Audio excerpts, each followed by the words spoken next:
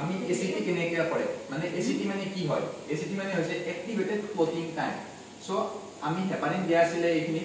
এই হেপারিন দিয়াৰ পিছত আৰু প্ৰটামিন দিয়াৰ পিছত যেটো এসিটি এক্সুৱেল ক্লটিং মানে যেটো এক্টিভেটেড ক্লটিং টাইম সেইটো চেঞ্জ হয় গতিকে আমি এই ভিডিওটোত আপোনালোকক দেখাম কেনেকে কৰে এটো এই দুটা চেম্বাৰ হয় এই চেম্বাৰত আপোনালোকে ব্লাডটো এনেকে দিব লাগিব ফাৰ্স্ট আমি এনেকে দিছো ব্লাডটো দিলো দিকেনি আপোনালোকে কি কৰিব এই মেচিনটো আছে নহয় এটো হৈছে এসিটি মেচিন এতে আপোনালোকে এইটো এনেকা ভৰাই দিব লাগিব ভৰাই দিকেনে জাস্ট একো ক্লিক কৰিব নালাগে এটো জাস্ট প্ৰেছ কৰি দিলেই হ'ল প্ৰেছ কৰি দিলে এটো মানে ৰিডিং লব ষ্টাৰ্ট কৰিব দুটা চেম্বাৰতে দিছো আমি সো আপোনালোকে দেখিছে ইয়াতে ৰিডিং লবলৈ আৰম্ভ কৰিছে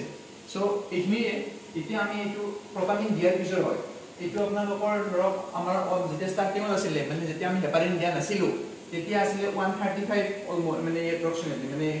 কিমান কিন্তু প্ৰটামিন দিয়াৰ পিছত কি হয় বস্তু 500 ক্ৰস কৰি যায় 500 ক্ৰস কৰি যায়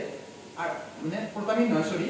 হেপাৰিন দিয়াৰ পিছত 500 ক্ৰস কৰি যায় এতিয়া আমি প্ৰটামিন দিছো প্ৰটামিন দিয়াৰ পিছত কি কৰে হেপাৰিনৰ একচনটো ই নোহোৱা কৰে প্ৰটামিনৰ কাম হ'ল হেপাৰিনৰ একচনটো নোহোৱা কৰা আৰু ব্লাডটো কি কৰা ক্লট কৰা